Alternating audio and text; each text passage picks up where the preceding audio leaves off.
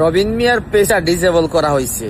Last 30 দিনে almost 260 million view, everyday overall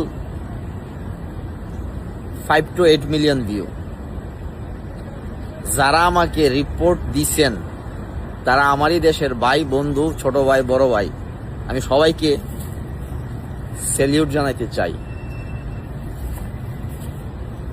আপনারা মানুষের ক্ষতি করার জন্য এক্সপার্ট ভাই। আপনারা ক্ষতি করে আমার কিচ্ছু করতে পারবেন না।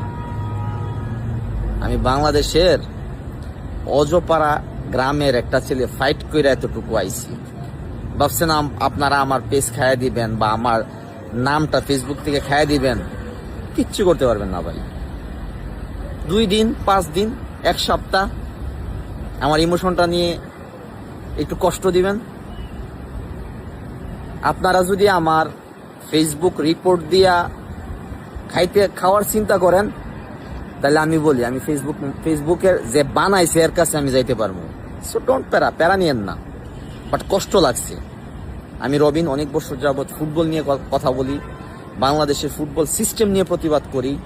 আমি বাংলাদেশের ফুটবলে যারা প্রপার কাজ না করতে পারে তাদেরকে নিয়ে প্রতিবাদ করি। আমি বাংলাদেশের অনেক কমিউনিটি জবাবদিহিতাতে আসার জন্য আমি প্রতিবাদ করি।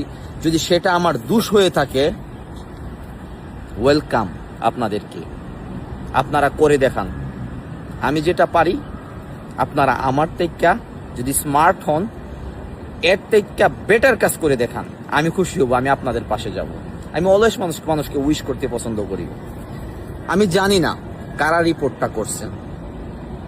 আমি ক্লেম কাউকে দিব না। আমি শুধুমাত্র ক্লেম দিব হয়তোবা এটার প্রাপ্য আমি ছিলাম, আমি এটাকে ওভারকাম করব। আমি ভেঙে পড়ার ছেলে না। আবারও চেষ্টা করেন, আমি আবার কামব্যাক করব। আমাকে ফেসবুকে দেখতে পারবেন। আমি ফেসবুক থেকে উদাও হব না। আপনারা ক্ষতি কইরা কিচ্ছু করতে পারবেন না। আপনারা ক্ষতি কইরা আপনাদের একটু আবেগ, একটু ক্ষোভ, একটা জিদ মিটাইতে পারবেন। আমি আবারও বলছি, আমি কাউকে স্পেসিফিকলি দোষ দেব না। যারা করছেন তারা আমারই ভাই, বাংলাদেশের ভাই। সো আপনারা এই মূল্যবান সময় মানুষের পিছনে ক্ষতি না করে নিজের পিছনে, নিজের পরিবার, নিজের বাচ্চা কাচ্চা, নিজের কমিউনিটি, নিজের কাজটা সচেতনভাবে করুন। আমাদের দেশ অনেক দূর চলে যাবে। আমাদের দেশের আজকে পিছিয়ে থাকার একটাই কারণ, আমরা কোলাবোরেশন করে মন থেকে কেউ কাউকে সাহায্য করি না। যেই কারণে দিন শেষে আমরা একটা পঙ্গু জেনারেশন তৈরি করতেছি, যে জেনারেশনের মধ্যে কোনো বন্ডিং নাই।